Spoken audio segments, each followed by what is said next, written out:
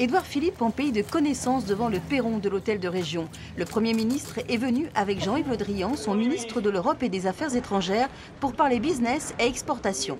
Face à un parterre d'entrepreneurs, il a lancé Team France Export, la nouvelle plateforme numérique entièrement dédiée aux entreprises qui souhaitent développer leurs exportations. Une plateforme née et expérimentée en Normandie il y a un an avec succès. Sur l'année 2017, nos exportations ont cru 2 fois plus vite qu'au niveau national.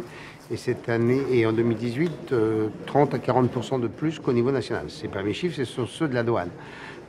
Et donc on voit bien qu'aujourd'hui, ce que nous avons créé est un dispositif qui permet de jouer à fond la complémentarité entre le réseau Business France et le réseau, du moins les collaborateurs du conseil régional.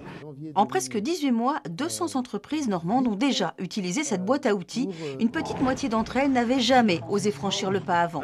Elles servent désormais d'exemple sur cette plateforme de simplification des démarches administratives et commerciales.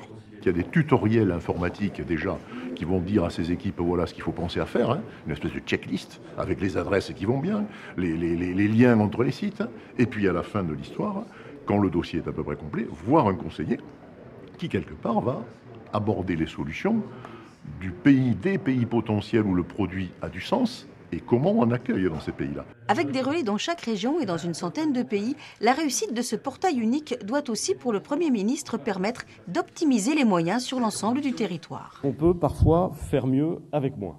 La subvention de l'État à Business France qui s'élevait à 90 millions d'euros a été un peu revue à la baisse, tout comme les dotations au CCI. Mais quand on est mieux formé, mieux accompagné sur le terrain et mieux organisé, on est probablement en mesure d'être plus économe.